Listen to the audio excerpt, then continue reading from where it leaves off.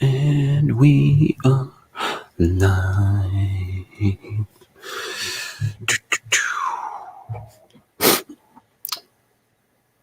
It's quiet, Katie. Very quiet. That's right. There's nobody here. At least 0. Just no one. So I say we just go. Yep. You're about to witness the strength of creep knowledge.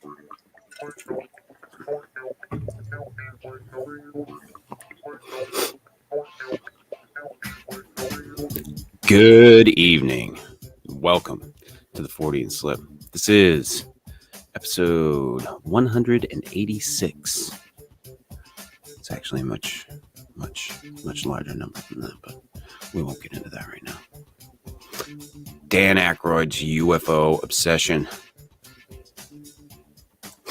We are sans Steve tonight. Fucking Steve bailed. Steve, I was going to say he's on assignment, but he's not. He went to Cleveland. Because I guess Cleveland rocks. I don't know. So they say. I've heard it's a shithole from some people. Other people say, it's a nice place. I don't know. I don't know what to believe anymore. The world's so upside down and sideways. It's a weird world. Strange. I don't get it. I don't think Katie does either.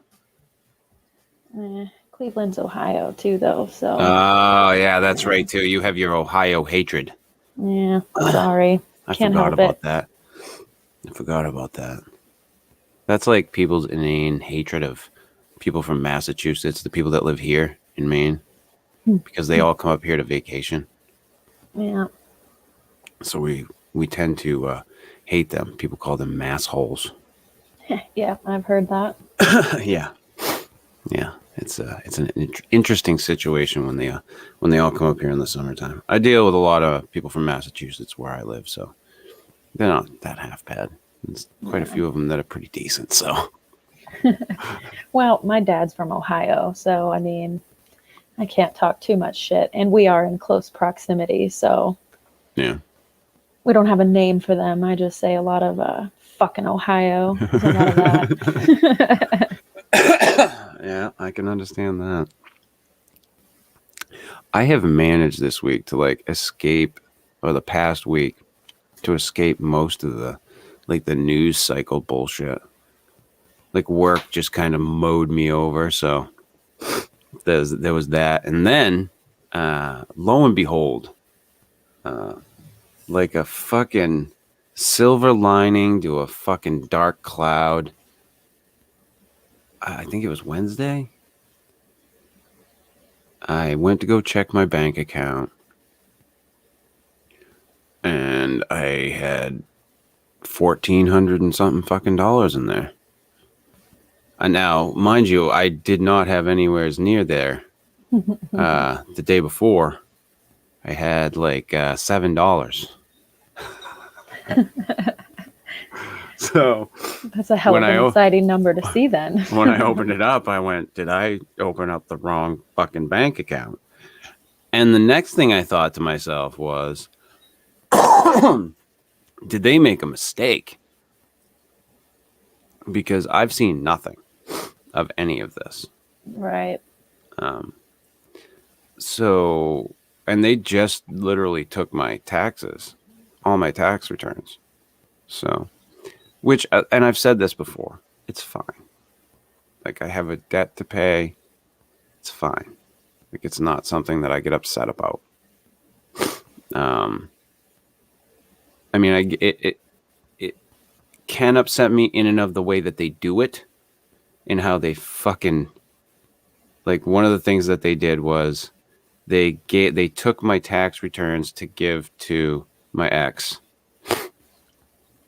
and then 2 months later I got a bill for for taxes owed.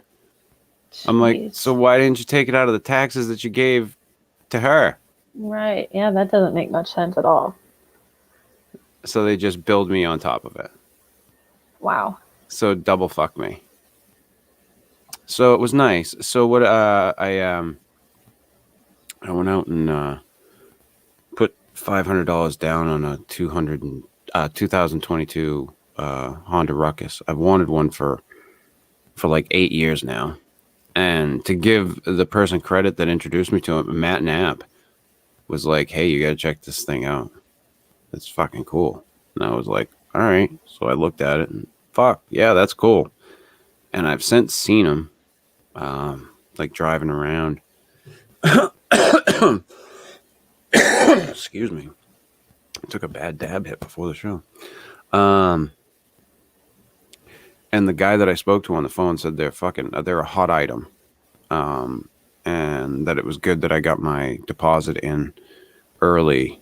And now, because if I hadn't have gotten it in now, I'd have been waiting until August to get one. Wow. Because that's when the next shipment comes in from Honda. So it comes in June 1st, I think, is when it comes in. And I'll try to pop it up so you guys can see the one that I'm getting, what it looks like. Yeah, it looks like. Yeah, I like it because what I'm really stoked about is that it's the color that I want.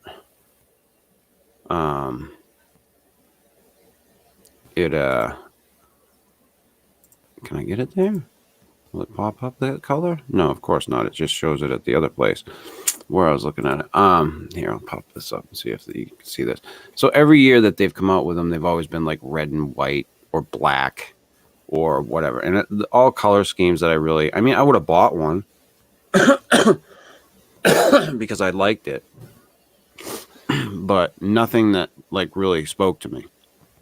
And then this year they finally came out with one that I liked the color scheme.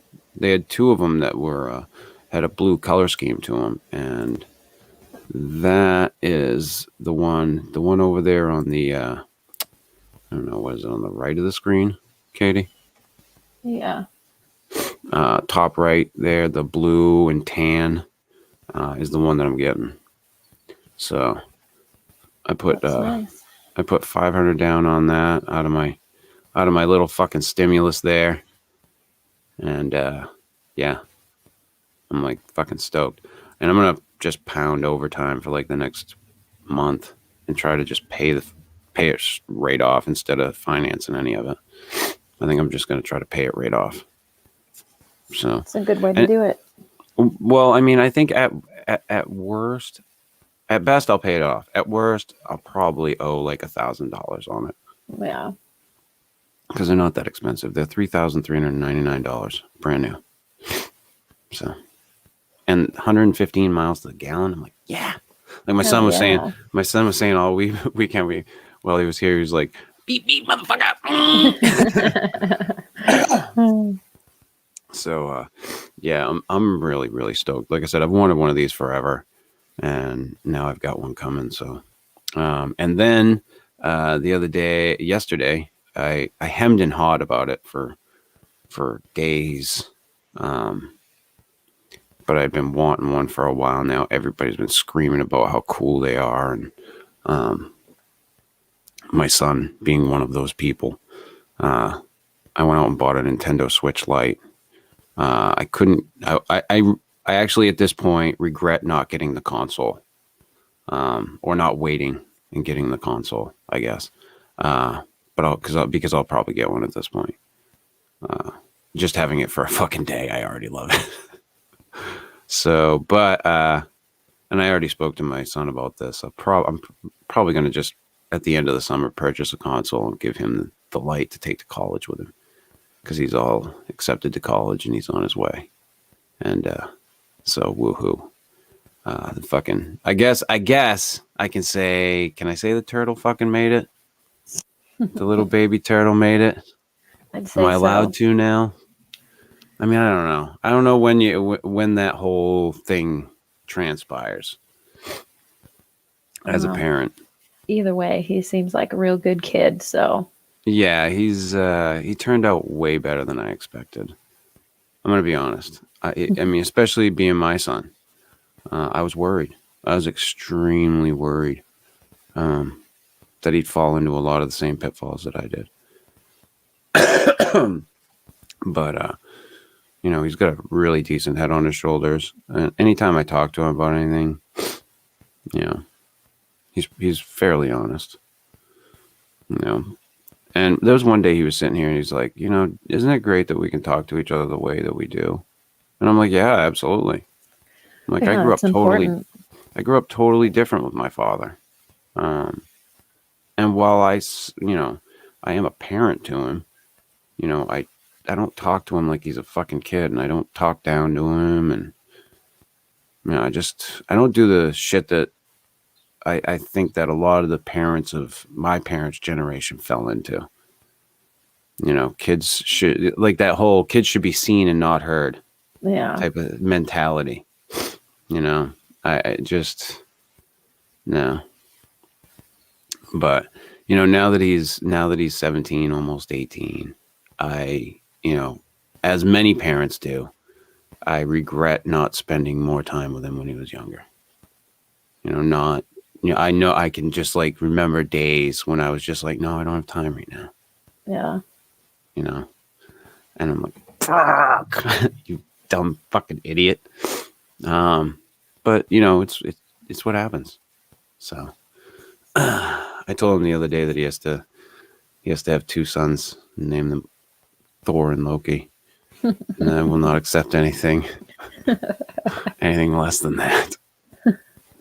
He wants like no kids, so, but neither did I at his age. So Right. we'll see how that turns out. Good old time. It's a bitch. Yeah. But otherwise, I mean, it's pretty big fucking news there. Them raiding Giuliani's New York apartment there. I didn't hear about that. I haven't been watching much of anything lately. That one I did catch. That's the one that I did catch, was that they raided Giuliani's New York apartment. No, I'm not going to go into it. I just think it's kind of funny. Yeah, no, I'm interested. I will be fucking New York's mayor. Right. That's no, America's mayor, I should say. America, fucking 9/11 mayor. It's not a small headline, so. But no, I haven't been really consuming much of anything the past several days. So I listen to a lot of talk radio. I listen to Jim and Sam in the morning, and I have a subscription to Compound Media. I listen to Anthony Cumia, like usually 4 days a week. I might miss a show here and there, but because Anthony's very right wing, and I've told Katie this before, I'm a very independent guy. And I get a lot of left wing shit. So I like Anthony. I think he's fucking hilarious. I don't agree with him on much of anything at all. But one of the reasons why I listen to him is because I like to hear his point of view. And sometimes I agree with him. Not a shit ton, but sometimes I agree with him. And I think that's important. And I think it should be important for more people out there. Yeah, it is healthy. Yeah, to listen to things you disagree with. Yeah. And not just listen to it, but understand why. Like, if nobody's ever heard of the guy, I think his name's Daryl Dixon. If you can, Katie, look that up for me, because I want to make sure I get it right. He's the black guy that sits down with KKK members and becomes friends with them. This guy's Davis. Daryl Davis. Okay, I got it wrong. Guy's amazing. He's had like fucking clan members give him their fucking uniforms, like grandmasters or wizards or whatever the fuck they call themselves. Fucking weirdos. They're, you know, he gives them to him. You know, like he collects them like they're fucking badges. And as he should. Like that type of discourse, like being able to talk to someone that you fucking completely disagree with and have a rational conversation with them and look at them like a fucking human being. It's important. You got to be able to look somebody in the eye and have a fucking conversation with them. because if you can't, I mean, that's one of the things that the internet's taken away. You know, it's all this anonymity and fuck you and fuck this and go fuck yourself and, you know, whatever. And yeah, discourse is important. So I listen to it, like I said, religiously every day. It's on right now, so I'm not listening to it right this minute, but I usually listen to it afterwards on the replay. But I listen to him just about every day. And he is vehemently right. So anybody that thinks I don't imbibe from both sides of the coin, I watch Bill Maher on the weekend and John Oliver, and then during the week I listen to Anthony Cumia. So go fuck yourselves. And I think that's healthy. Yeah, I think there's not enough people that seek out both sides. People just tend to gravitate towards their own slant, and it's important to look into the other side and get a dose of that to level yourself out a little bit. Oh, absolutely. Absolutely. And for a long time, I avoided that type of shit. I was much like, you know, a lot of other people. I would just try to take in the stuff that kind of rang true with me. Right. Like for a long time, I would watch Bill Maher, but because Bill Maher was one of those types, he was the type of guy that, love him or hate him, he goes after the left. Probably not as much as he goes after the right, but more so than anybody else. Like, he just calls it as it is. It's a bunch of fucking pussies. And, you know, that's the type of stuff I would just, you know, but other than that, you know, it was just stuff that I would listen to. I would try to keep it just so that it flowed with what I wanted to hear. And I just got to a point where I wanted to hear something different. I needed to hear something different so that I could at least, not because I wanted to change my fucking, you know, completely change my mind. I just wanted a broader sense of the subject. I didn't want to, I didn't want to be this closed-minded in a shell person. You know, oh, I'm in my little protective, everything's the way I want to see it. Nah, fuck that. Well, I think it's really easy for a lot of people to get into that kind of rut, though, where it's just kind of like confirmation bias of they're only consuming media that agrees with what they already think. So, and I think too many people do that. Almost everybody falls into that one of those categories right now. Oh, you know, you're either someone who imbibes fucking left-wing media or right-wing media, and that's it. You know, and you can point those people out. Almost like right now, especially like with all this like rah, I'm on this side. Mm-hmm. You can see it on the street. Oh yeah, absolutely. Because people are wearing it's almost like people are wearing the colors to use the term. It almost harkens back to like gang. Like if you're Trump supporter, you're on this side, or well, I say Trump supporter, he's fucking out of office, but it still feels like it's that way. Yeah, no, it totally does. And, you know, and then, you know, if you're a Biden or left-wing supporter, these are your colors over here. This is your flag. Mm-hmm. It's like, what the fuck happened? Yeah, everything is super, super, super divided right now. Well, it's super upside down is my point. Like, when did it become that we were two separate?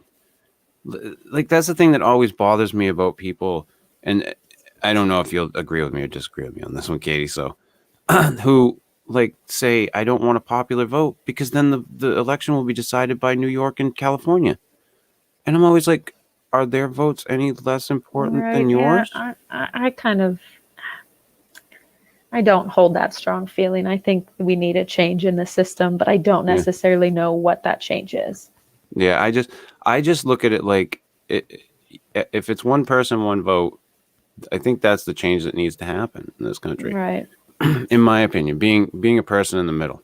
Yeah. I think that's where it needs to go. One person, one vote. But, you know, anybody I love the people who are like, that's not what the founding fathers want. Yeah, well, the founding fathers wanted you to own land to vote. So go fuck yourself. You live in an apartment, go fuck yourself. You don't vote anymore.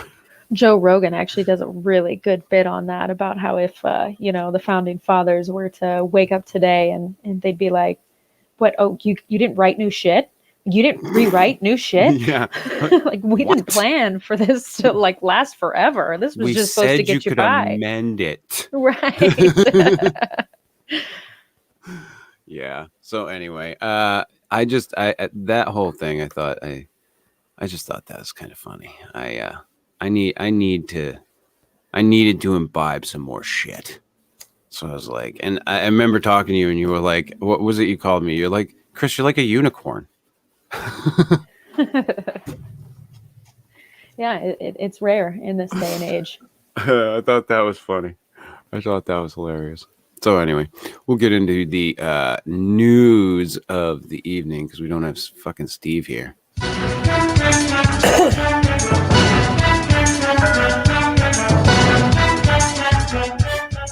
Oh, where do I want to start with this tonight, Katie? We'll go with from fox2detroit.com. Man builds poop wall in Washtenaw County after dispute with neighbor. It's a smelly fence that Wayne Lambarth says his farmer neighbor built after a dispute. Normally they spread it on the field, but they decided to make a fence out of it, Lambarth. That's an interesting way to end that sentence. Lambarth's grandfather developed the farm 100 years ago, but the property was divided and there was a dispute over the property line last year. That's when the manure appeared close to the house. It's just a shit pile over there. They bleeped it out, but I'm going to say it. Jaden Schwartzel said, "Wow, Lambarth has tenants living in the house who are forced to deal with smelling the cow poop wall every day. It's like you can't leave the window open. The whole upstairs will smell like it," Coin Gatto said. I used to have a girlfriend that loved the smell of cow shit. Ew. I'm not kidding. What the fuck? We would drive by it and she would love it. I did. Thank God I'm no longer with. That was years ago. Long time ago. Anyway, the Gatto and Schwartz live in the home and have complained about the smell of the poop. When asked about the poop wall, the neighbor who built it said it's not a poop wall, it's a compost fence.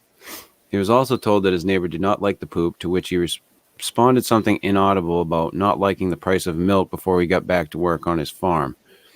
While the poop is a disgusting nuisance, local officials said nothing can be done about it because it's on the neighbor's property. Good old poop wall. It'll fucking blow my nose again. Jesus Christ, Kate. These goddamn seasonal allergies. In the time of COVID, I feel like I'm doing something wrong. That manure would probably make you have allergies of a different kind, man. Ugh. That one got me because just the other day, I literally almost threw up in the car because we drove by a tractor laying fresh manure. It literally thickened the air. It was so bad. I couldn't imagine somebody plopping that down, 50 yards from my house. I would be pissed. Oh, yeah. And I can remember when we would drive by it, she would breathe in, she'd go, silage. Oh, God. What the fuck Did is she wrong grow with up on you? a farm or something? She did not grow up on a farm, but her longtime boyfriend, when she was younger, he grew up on a farm. And like she had like goats and the whole 9 yards and everything. That's gross. Yeah, because she was deep with their family. So it's just a funny anecdote. Anyway, from sfgate.com, U.S. Air Force flight in Mideast uses call sign Pickle Rick. Someone in the U.S. Air Force apparently watches the cartoon Rick and Morty. Well, fuck yeah. An Air Force KC-10 extender that flew out of Al Dafra Air Base in the United Arab Emirates on Sunday used the call sign Pickle Rick, that's spelled Piklrick, on a mission that saw it fly east over the Gulf of Oman. According to flight tracking data, the KC-10A is an aircraft that refuels warplanes in flight. The call sign appears to be a nod to an episode in which one of the titular characters in the Cartoon Network show turns himself into a pickle. How is there any way to describe this? The fucking genius on the show turns himself into a pickle. And then in a span of what amounts to like an hour, constructs a fucking body for the pickle, defeats a bunch of rats, and then kills a bunch of Russians. It's amazing, people. If you haven't seen it, I recommend it. And I'm gonna just dump that fucking story right there. Of course he used fucking Pickle Rick because it's the best fucking thing ever. That's why I have 2 of them sitting on my desk right here. Anyway, from ODDEE.com, huge butt plug sparks grenade scare in Germany. It might not have been explosive, but the toy still probably devastated something at one point. Oh, did it? They just, sometimes they can't help themselves. Nope, they can't. Sometimes. Oh, sometimes. Anyway, you can never be too careful, especially when you believe you've uncovered an explosive device. But this story goes to show that looks can be deceiving. On April 26, a woman was jogging in the woods in southeastern Germany near the town of Sonnen. Suddenly, she noticed something strange that stopped her dead in her tracks. On the ground by the path was an old plastic bag. Inside it was something that looked exactly like a hand grenade. Concerned for the safety of herself and others, the woman didn't waste time. She pulled out her mobile phone and called the emergency number. Her phone call sparked a full-blown bomb defusal operation. The bomb squad from the Bavarian Police Department rushed to the scene as quickly as they could. The bomb defusal experts cleared the area. Supposedly, we're not quite sure if there was anyone else to clear out. Then they approached the grenade and began working on defusing it. Except there wasn't much to defuse. Instead of carrying out a controlled detonation, we assumed the bomb squad returned with a hearty chuckle. When examining the supposed grenade, the explosive experts discovered that it wasn't a grenade at all. Instead, it was a sex toy, a roughly grenade-shaped butt plug of a respectable girth. Of a respectable girth? Yeah, what's unrespectable? I want women, when they talk to me about their dildos now, to say, I get my dildo of a respectable girth.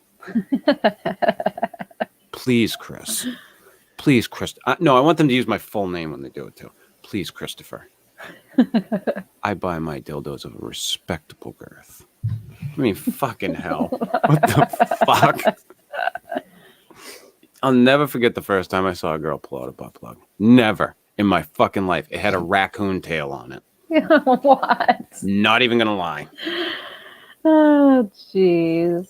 Oh yeah, that was That's the best. Creative. Yeah, she was interesting. Sounds like it. Yeah. That's one word to describe her. Anyhow, and that, ladies and gentlemen, is the news.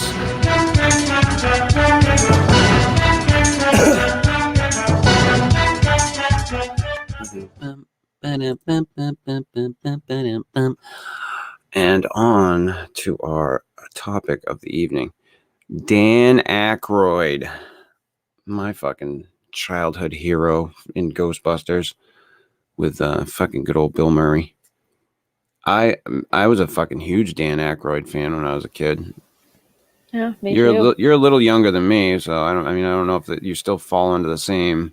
I had the full Ghostbusters playset with the backpack and the little like laser gun and even the little thing that you roll out on the floor to suck the ghost inside of it. That whole little thing. Oh no shit! Had a little pedal you stomped on to open it up.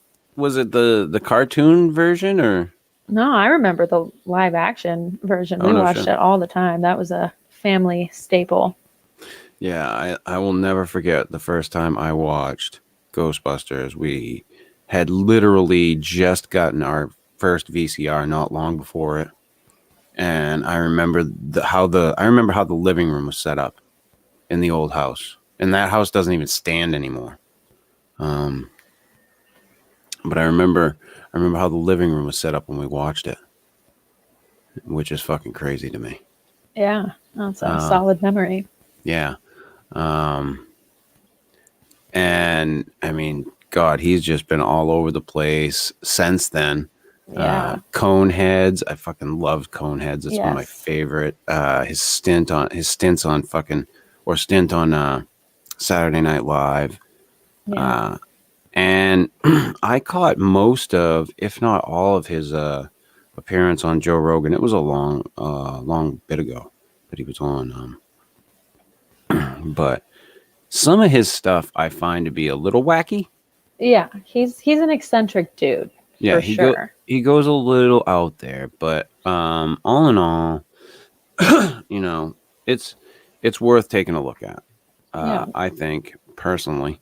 I was able to watch the documentary and the full JRE podcast. So How did you like it?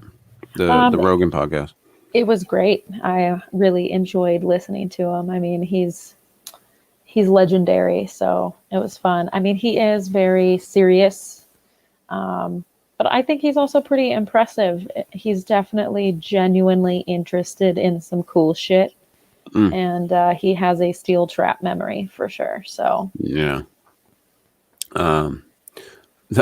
A side note, I'm fucking blown away by the fact I did catch this past week too. The fact that the White House commented about what Joe Rogan said about vaccines. they did. Oh yeah. And he Wow. came back, his rebuttal was like, I'm not a doctor. Right. Yeah, I did see his rebuttal. I did see his whole response thing. I'm just like, what the fuck? But yeah, speaking of Joe Rogan, I just thought that was funny. Like Dr. Fauci, like fucking calling out fucking Rogan. It's like, dude, I think Fauci should go on his show. That's what I think right now. Fuck Fauci, Right? go on Rogan, talk to Rogan in person, and then fucking spout your bullshit.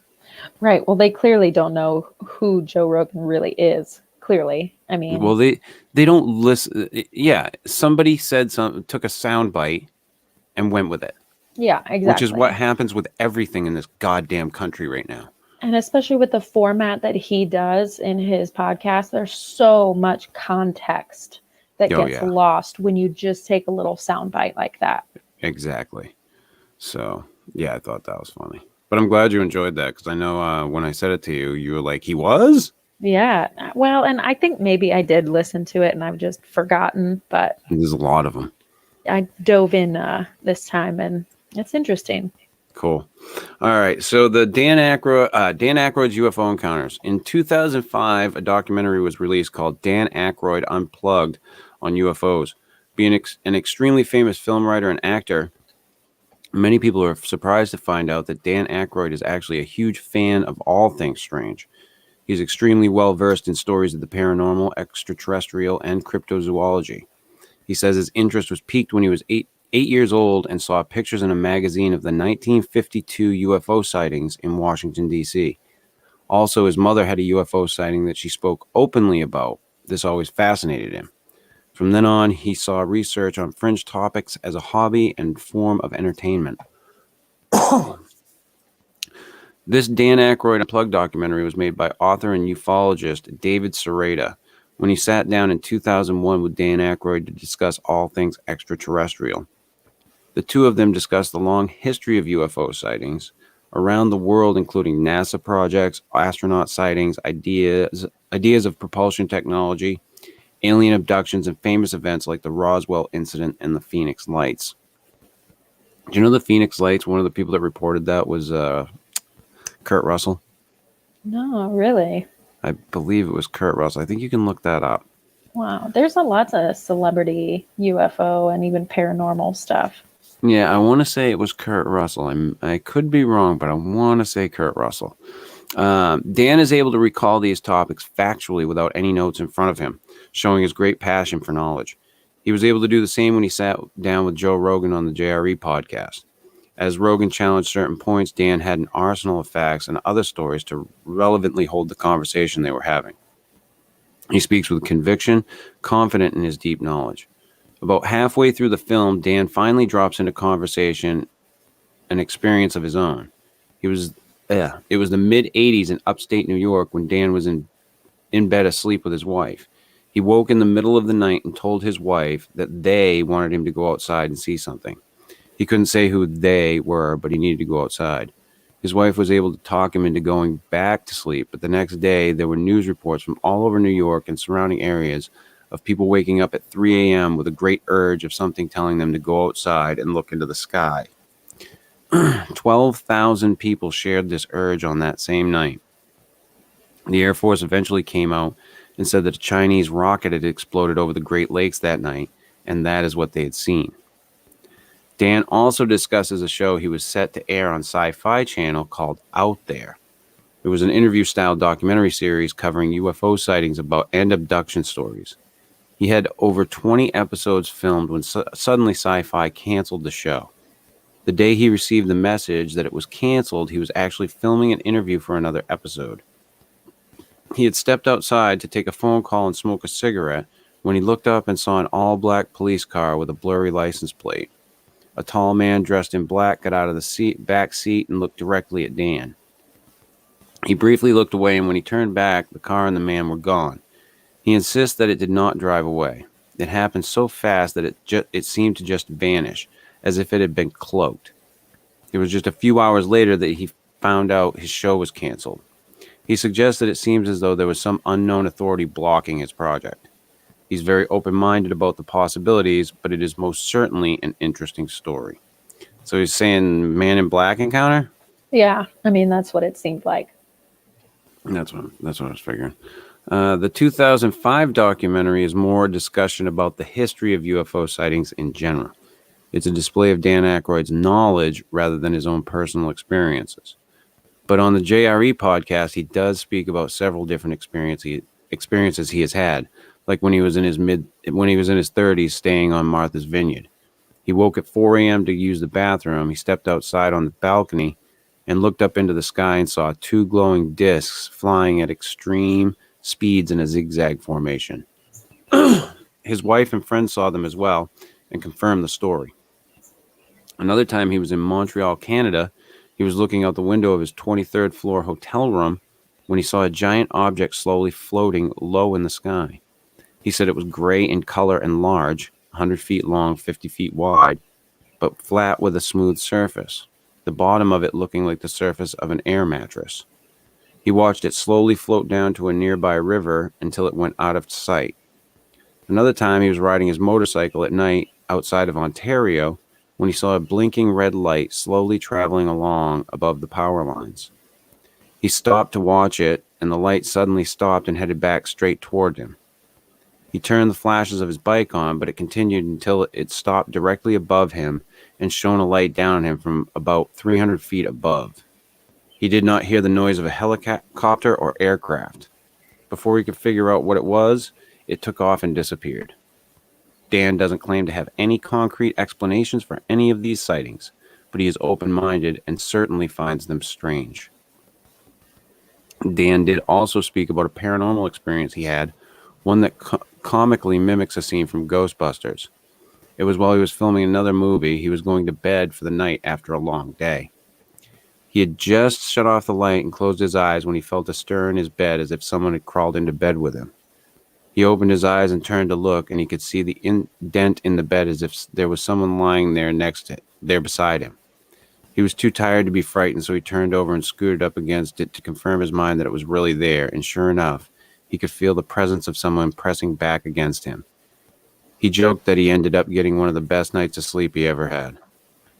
Interesting. I had never heard about that story. Yeah. That one was a little bit more tongue-in-cheek, and it was actually after the filming of Ghostbusters with that famous scene of him in bed with the ghost taking his pants off and everything. It was Right. after that, so. Yeah. That's interesting, though. Yeah. What blows me away is that you have a lot of these people that for years and years have been mocked and ridiculed for their belief in the UFO phenomenon. And, take abduction shit out of the whole thing. I mean, just the UFO phenomenon. Right. And now we have the fucking government releasing all of this bullshit. Like, and in waves, it so seems. Like, it's every other fucking week, it's like they're releasing something new and saying, "Oh yeah, this is real. This is cool." They just released another one. I was hoping to find something newer, like within the past year from him, but I wasn't able to find anything because that Joe Rogan one was over a year ago now, and Yeah, it's I haven't seen him speak out about the recent exciting events. yeah. it's crazy the amount of disclosure that's going on right now. Yeah, it is from our wild. government when it comes to the UFO thing. I'm completely blown away by it. I It did feels a little not think. surreal. Yeah, I didn't think in my lifetime I'd ever see anything like this. No. I mean, anything like it. I never thought I'd see it. Period. Right. I thought it would always be fucking shadowy bullshit. Just people with their harebrained fucking conspiracy theories. Area 51, man. Now we had what? A couple years ago, people were gonna fucking talking about storming Area 51. Right. It's a whole different world we live in now. And like the wacky people at this point are the people that believe in Bigfoot. Right. That's the funny thing to me because like I could have been like, yeah, like Bigfoot, that's something I can get on board with. Right. A relic hominid living in the fucking woods that we haven't fucking, maybe had enough interaction with to be able to go, hey, it exists, on a scientific level. Right. I was down. Now it's like the UFO people are more credible than the fucking Bigfoot people. Yeah, it's strange. It's really strange. It's a weird world we live in right now, Katie. It is. I say it all the time. It's a I don't mad understand world. it.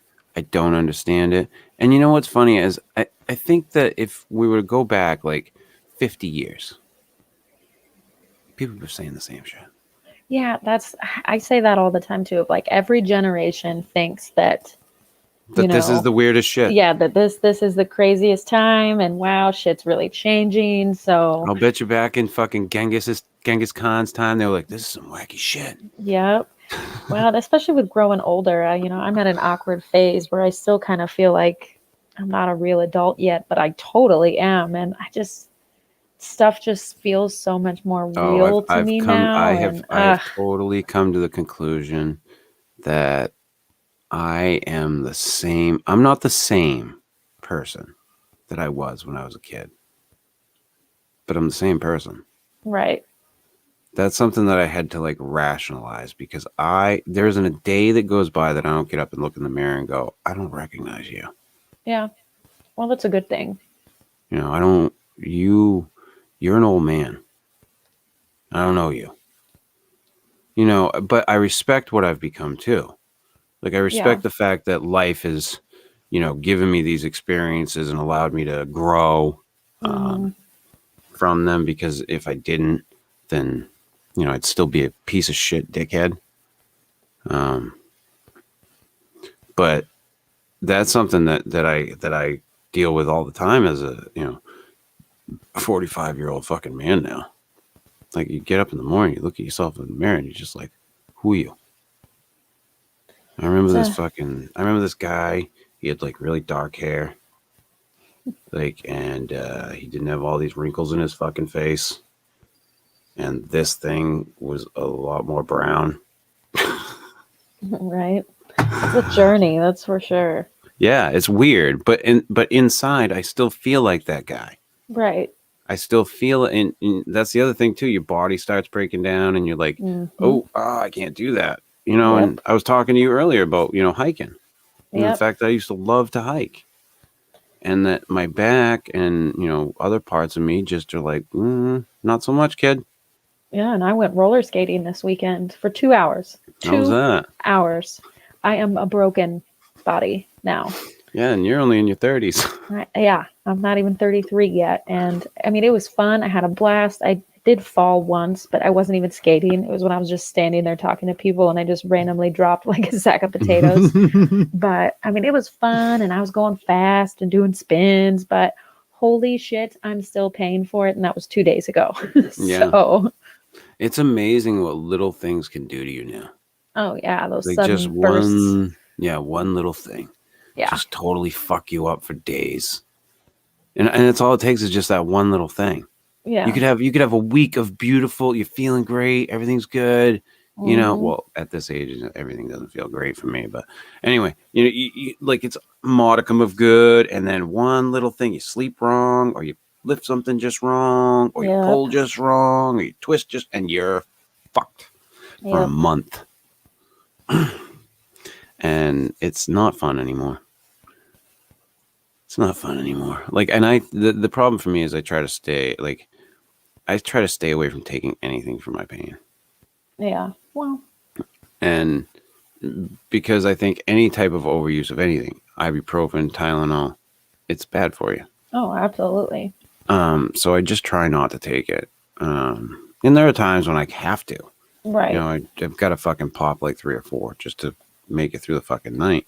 But it's not a daily thing. Yeah, I was just gonna say, as long as you can make it not a every single day, 7 days a week thing, that's amazing if you can manage that. It's very rare that I'll grab them, but you know, I just it's you learn to fucking deal with it. Like I learned that long ago. Like when I first started having all this, and of course I was an addict back then, so I was looking for pills anyway. Right. But I was just like, I just don't want to feel the pain. And I was sincere about that. I seriously didn't want to feel the pain. It sucked. But I've gotten to a point now where it's like the pain is just a part of my day. Like it's what I deal with. Like it's not something I'm trying to cover up with drugs. Right. It's something I'm trying to endure. You just kind of come to terms with it. Because it ain't going away. Right. Like I have a fucking, you know, what do they call that? Oh fuck, autoimmune disease. So it ain't going away. It just gets worse. But I don't like taking the drugs that they want to give me for that either, because that destroys your liver. Which is so good, you know. Like to have to go get tested. I love it when they say, "Oh yeah, we're gonna put you on this thing. You give yourself injections, and you know, we're gonna have to check your liver every month." Wow, every month. That's a lot. Yeah. That means the risk is high. Oh yeah. Yeah, because if it changes, they want to fucking take you off it right away. Right. And it's like, no, I don't want to do that. I would much rather my back just slowly go to shit than all of a sudden one day be like, oh, your liver's gone because you had a good back for 10 years. It's too bad there's not a fix you can do that'll give you like another good 15 years or something. Well, I'm hoping with, you know, like stem cell shit, therapy and shit like that. Joe Rogan talks about it all the time. Oh, yeah, for sure. It's come a long way. And I'm hopeful that at some point I can do something to be able to maybe move around a little better. I would like that. Just that. You know, I don't want to be a new me at this point. I mean, I'd love it. If they could take my brain, put it in a younger me, fuck yeah. Right. Yeah, I'd fucking do that in a heartbeat. Who wouldn't for a fucking hot minute?